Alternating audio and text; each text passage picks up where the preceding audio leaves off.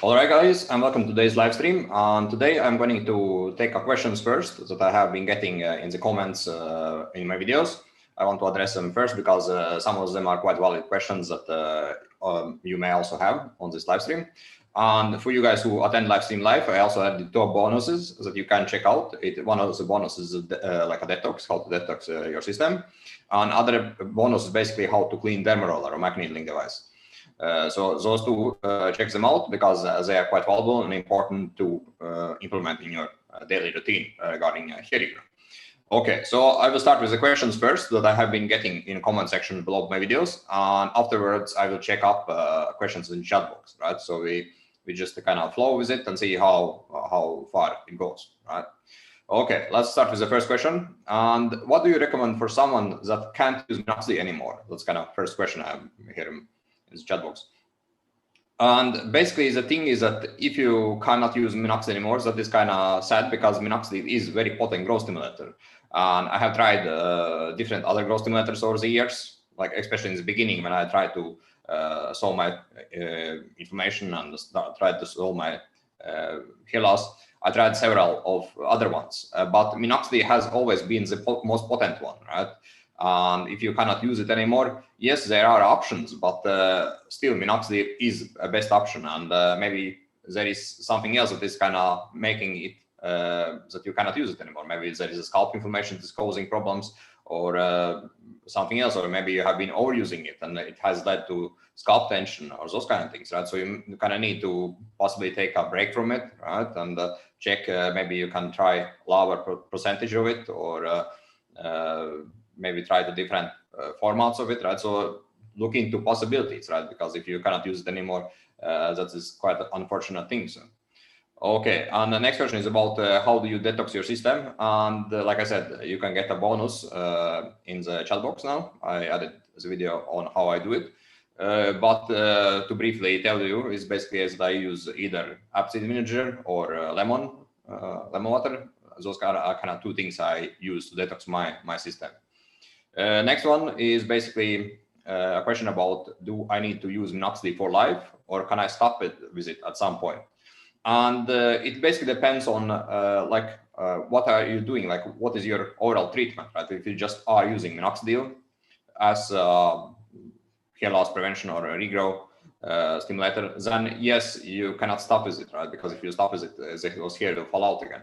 But if you are doing other things like blocking DHT, if you are addressing inflammation, allergies, have a perfectly structured diet and supplementation, and managing stress well, all those things that can kind of mess things up, then yes, you can kind of make hair grow out with Minoxidil, and then in the future, when you have reached your maximum potentials, then you can slow down with it or stop with it, right? It is possible, right? But you need to be sure that you are taking care of anything else that can cause basically problems, right? Because Minoxidil by itself, let's say if you start with Minoxidil by itself, there are kind of 4 things that can happen.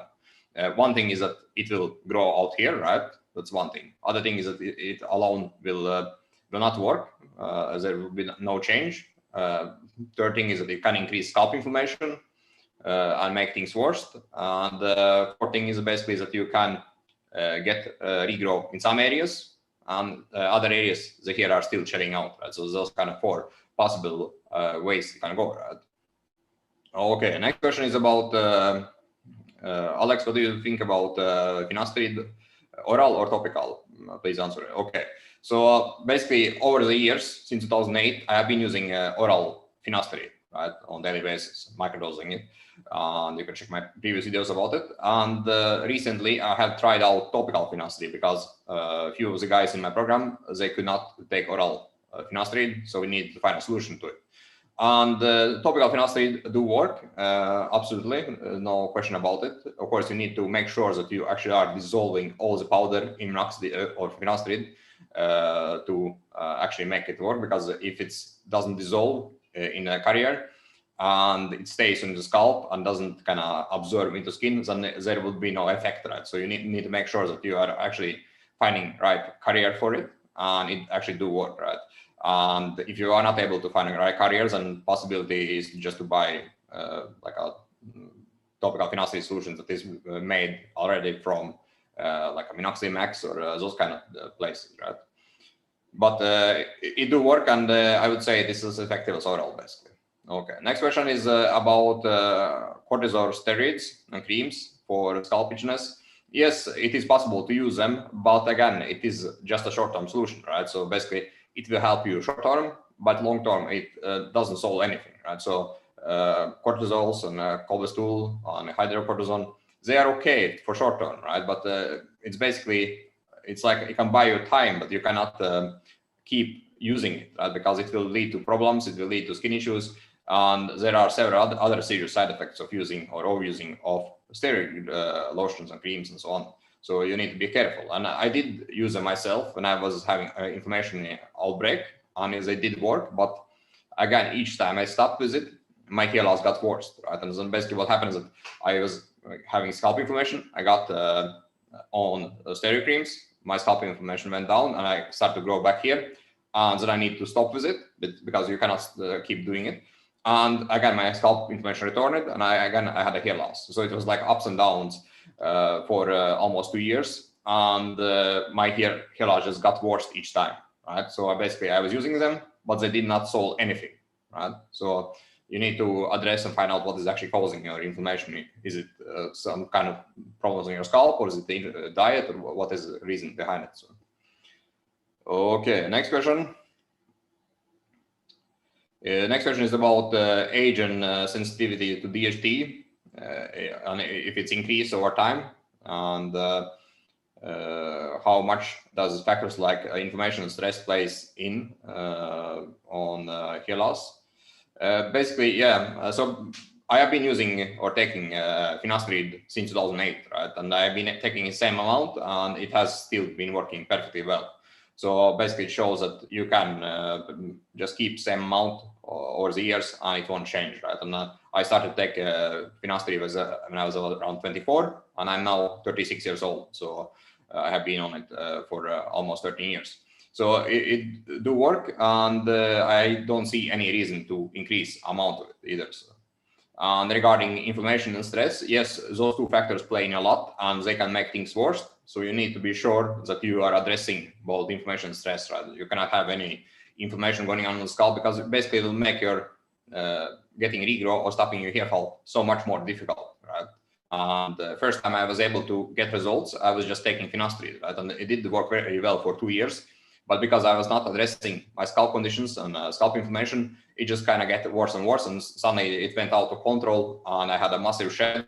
And I ended up using steroid creams to kind of calm it down. But again, it did not work. So the point here is that if you are not addressing all hair loss from all the angles, it won't work, right? So you need to address hair loss from DHT. Yes, you need to address from inflammation perspective, allergy perspective, dermatitis, diet, lifestyle, stress, all those things matter, right? And if you do those things and you understand all those factors, then you can get perfect results, right?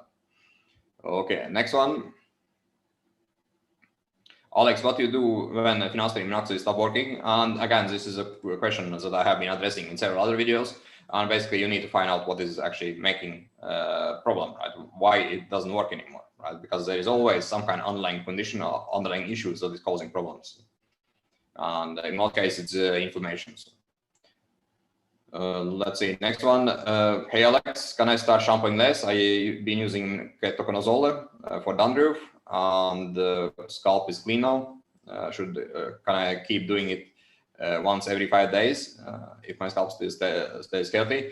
Yes, it is possible, because there is no reason to use like Ketoconazole shampoos like Nizoral. They are like, even in instructions, they write that you should not use it long term, right? It's basically something you use it for a few weeks to get away with inflammation or the worst parts of it, and then you just maintain it like maybe once a week, once a month, 2 times a month, right? So it's basically for because if you keep using it, it also can cause problems. Like I remember when I was using Nizoral shampoo on too often, basically what happened is that my hair started to become very flat, as they become very lifeless, and I also started to basically start to shed hair as well, right? Because Ketoconazole is quite like a Nizoral shampoo with Ketoconazole is quite harsh shampoo, so you should not use it for too long, right? Okay, next one. Have you got any side effects from finasteride during all those years? And also he asked about how often do you wash your hair? And regarding side effects, no, I haven't had any side effects from finasteride, and it has been working very well. I did had some issues with dutasteride back in 2011 when I was taking it for a couple of months, but I went back to finasteride and things are okay. Right? So this is basically my experience. And if you want to know more, you can check my previous videos about my dutasteride stories.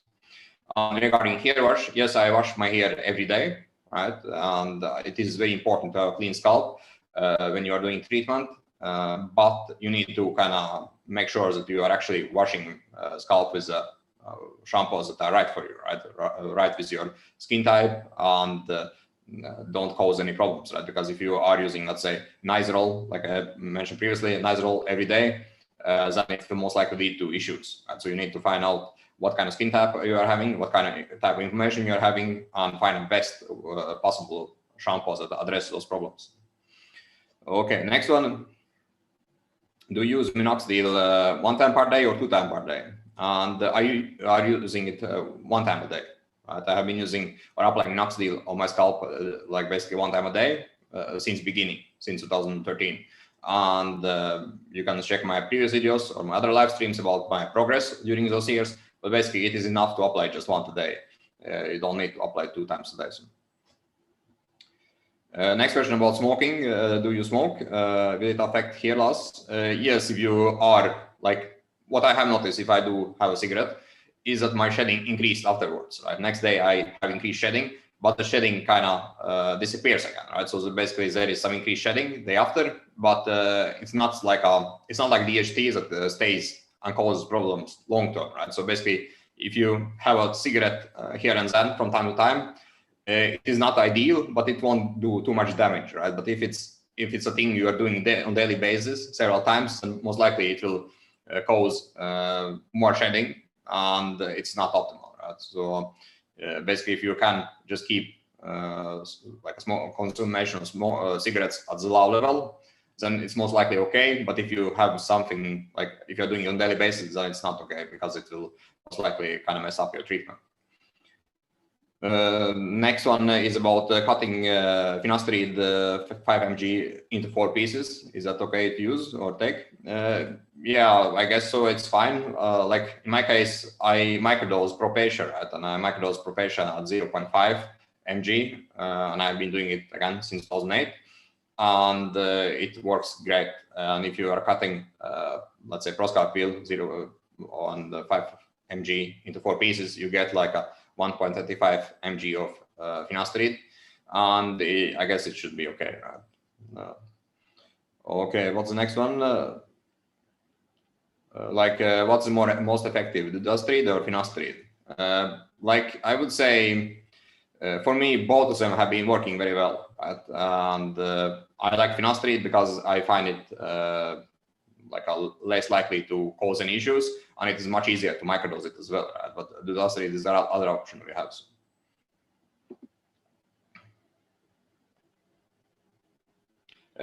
Do hair fibers cause inflammation? No, not necessarily. Right? It's only if your scalp is inflamed, then you need to be careful if you are applying hair fibers, because hair fibers can cause issues if the scalp is inflamed. But hair fibers by itself on healthy scalp won't cause any problems, right? So it's just basically only a problem if your scalp is inflamed, then those small fibers can stick to your scalp and cause problems. I was using hair fibers in 2012, I think, and at that time I had a very inflamed scalp, and when I was using them, my scalp got even more inflamed. So. Okay, next one. Have you experienced side effects of microdosing finasteride? No, I haven't. I answered that question previously.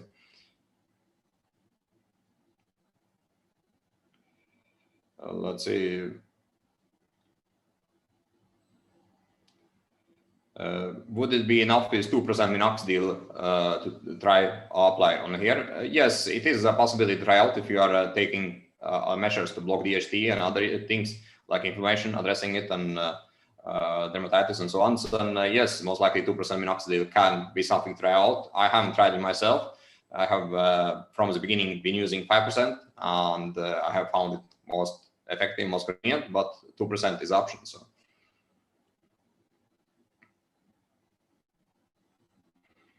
Question about Minoxidil and what is longest time one can take rest from not losing gains.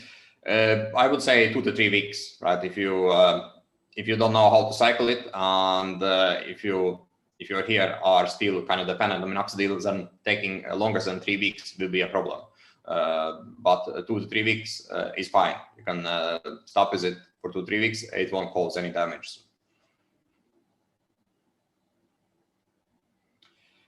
Question about do I take both Minoxidil or apply Minoxidil and take Finasteride? Yes, but I started first with Finasteride in the beginning, like in 2008. I started with Finasteride first for about 5 years, and then I started with Minoxidil in 2013. And the reason is basically that Finasteride for me was working very well. I was able to get very awesome results with it. And you can check the previous videos or live streams that I show my timeline. But I got scalp inflammation, and that's one basically I lost my gains from Finasteride. And when I sold scalp inflammation, I was not getting the same results as I had from Finasteride first time. So that's why I need to look into other options. And I started with Minoxidil application in 2013. And I also did microneedling at the same time back then as well, because I did read some studies back in 2013 about increased effectiveness of adding microneedling to when using Minoxidil. And it did work very well. So. Okay, next one. What products helped you to regain hairline, Finasteride or Minoxidil? And for me, basically, most effective has been, basically, it's, for my hairline, I would say Minoxidil for sure. But again, you like to make sure that hair treatment is as optimal as possible, you need to also add some kind of DHT blocker, right? And for me, Finasteride was kind of, it was very effective to get more hairs from the same hair follicle, right? Like the thing with Minoxidil is that you can get new hairs grow out, but when you take Finasteride, you can get like more hairs from the same hair follicle, right? So basically what happens is that you take Finasteride or some kind of DHT blocker, and it makes it helps to thicken up existing hair, right? But with Minoxidil, you are actually growing out hairs that has been falling out for some time ago, right? So that's kind of difference between them. So.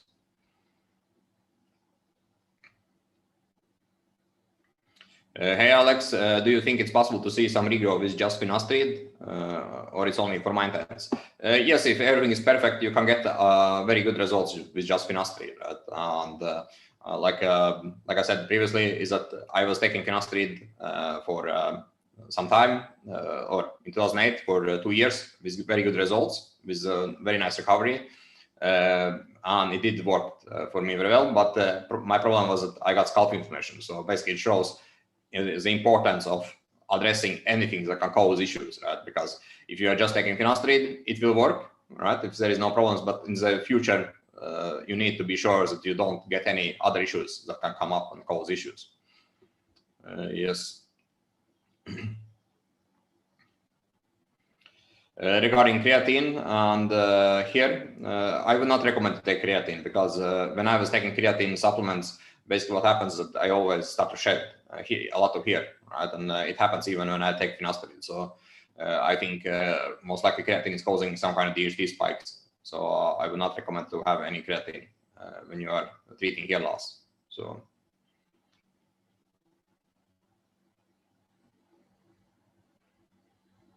About inflammation, how long it takes if you reduce inflammation by diet, how long time it takes to see any change? Is it weeks, days, or months? It takes time if you just address it by diet, and you need to make sure that inflammation is actually caused by diet, because it also can be happening on your external scalp. Then it can take about a month's time, and sometimes even faster, right? It basically depends on what kind of inflammation it is we are talking about. Like, is it tension, right? Is it oiliness, sebum overproduction because of diet, right? Like if it's just a tension, like let's say I had a tension from having a high foods with sugar in my diet, I would get a tension in my scalp. But when I stopped having them, my tension went away after like a week's time, right? But if it's like if it's an oiliness or sebum production on the scalp, then addressing it by diet, it will take longer, right? Maybe a month or even more. So. Okay, next one.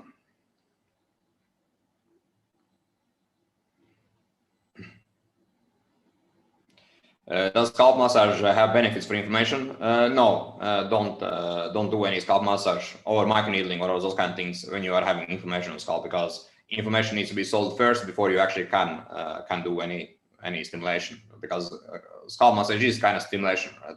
So you need to avoid, you need to heal the scalp first. Question about Minoxidil. Nowadays, how often I use it? 3 times a week at the moment. Yes, okay. Those are the questions I had got from you guys in the comments. Now I will check the chat box and check what's happening here.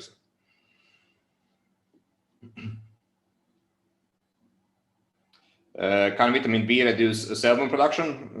Yes, there are some vitamins that can actually help with reduction in sebum. But again, I would suggest to check also your diet and see if you can address it that way as well. So.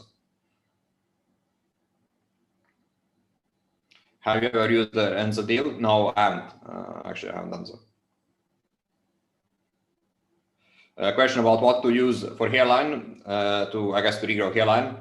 Basically, you need to use some kind of growth stimulator, because the hairline won't come up, regrow back by itself, right? So you need to stimulate growth on your hairline. Again, it depends on how is your current situation, and basically find out if it's Minoxidil you need to use, or can you use something else to stimulate hair regrowth on the hairline. So, and of course, microneedling is also important. So, but you need to make sure that you don't have any scalp inflammation, dermatitis in your scalp before you start with those kind of treatments. Let's see.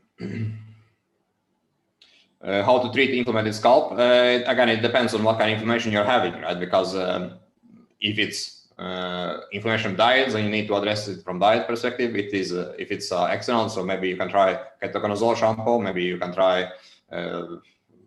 It basically depends on what kind of skin type you're having, what kind of inflammation it is. Is it too much dryness, too much flakiness? Is it too much oiliness, sebum production? And those things kind of need to be addressed differently, right? So you need to be sure what is happening in your scalp.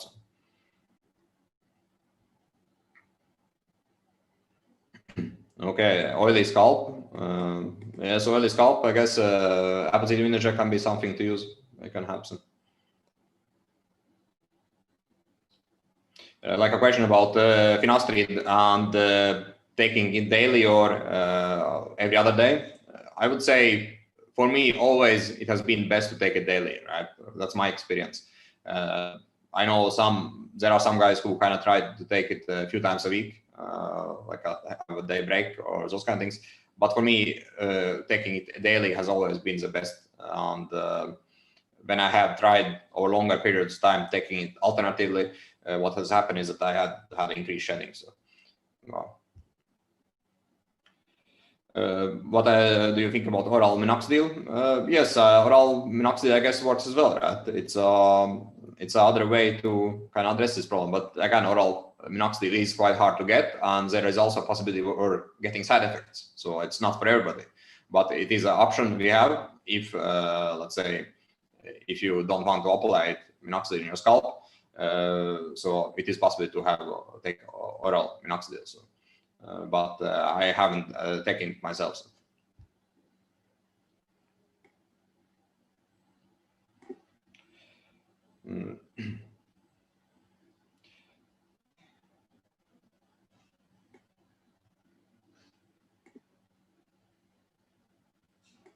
What happens if I stop with Finasteride or Minoxidil? If I stop with Finasteride, then my DHT will spike again, right? And that's not something I want. And if I stop with Minoxidil, right now I'm cycling 3 times a week, so it is possible to kind of reduce amount of it. But if I stop with Minoxidil right times, then I will keep the hair. If I stop it wrong times, my hair are dependent on it, then I will most likely have shedding and I start to most likely lose hair. So. Let's see, next one. What's the best way to thicken up hair follicles? First of all, making sure that you're blocking DHT, making sure that you are taking right supplements, right? Find the supplements that you may have deficiency in, take them. They will help to thicken up hair, right? You don't, like, it basically depends on at what stage your hair are, right? If you are having hair loss, then maybe you need to add some kind of growth stimulator as well, right? But if you have healthy hair that you just want to thicken up even better, then addressing DHT, finding out right supplements, addressing it from diet can be a possible way to solve it, right?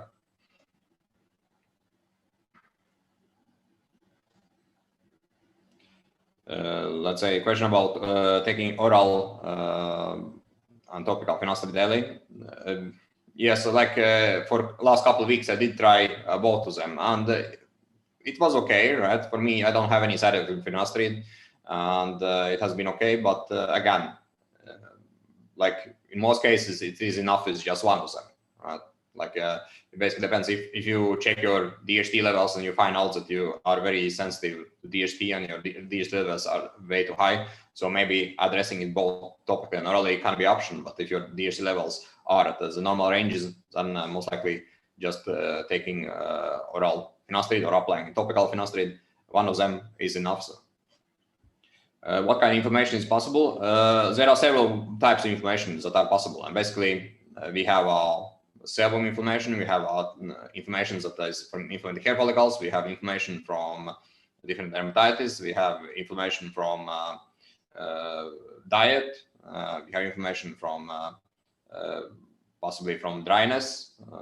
So there are several types of information, and each of those types needs to be addressed differently. And in my case, like I was talking about in a few other live streams, is that I had several types of information at the same time. I had clogged pores, I had overproduction sebum, I had inflamed hair follicles, and I had issues from diet, because when I was eating sugar or I was eating oily foods, I would get attention on my scalp, and it was quite problematical for me.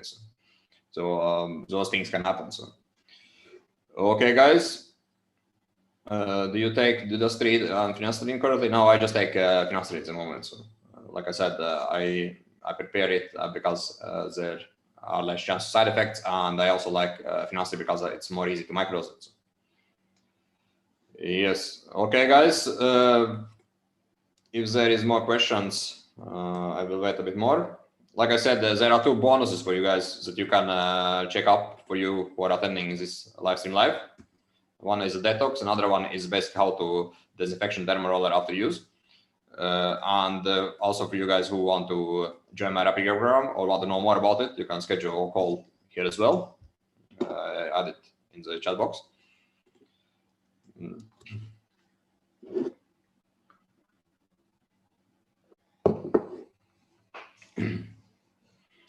Let's see, I can take a few more questions.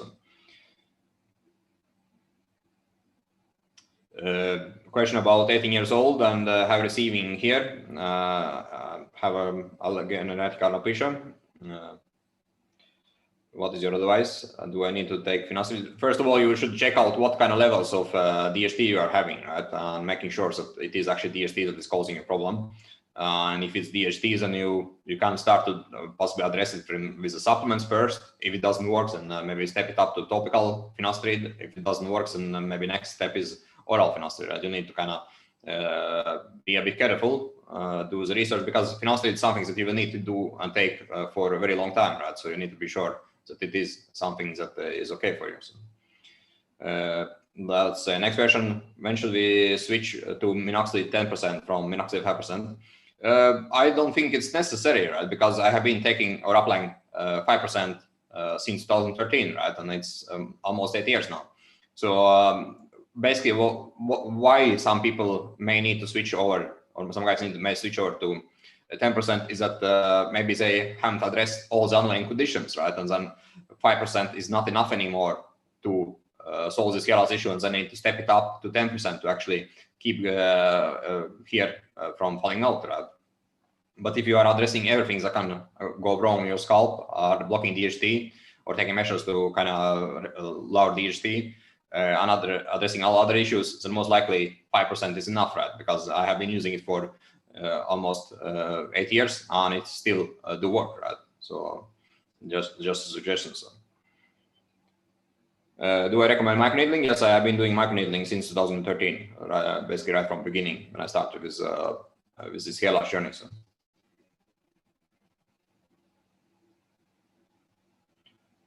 How long does it take to convert small white hairs into dark terminal hair with minoxidil and dermal rolling? It depends on what stage your hair loss are at, right? If you're on temples, yeah. If your hair loss is very advanced, then it will take 7 months, 6-7 months to see some results, and most likely a year before you actually notice like more progress. But if your hair loss has been going on for short times, then of course you can see the results maybe already after 3-4 months. So. Yes, let's see. A question about creatine. Do creatine while going to gym causes more hair loss? Like I said, every time I have been taking creatine, it has caused issues for me, and I think there actually are some studies that shows that creatine can cause DHT spiking, so you need to be basically careful when you're doing it. So I would not recommend having creatine because basically, even if you are taking Finasteride, I still when I was taking Finasteride, or when I take Finasteride and I take creatine, I still shed hair. So it basically shows that it's not optimal to have in the plant. So. Question: when I apply minoxidil? Yes, I apply it after the microneedling. So. Okay, guys, that was all for today, and we speak next time. And like I said, check out those 2 bonuses that I added in the chat box.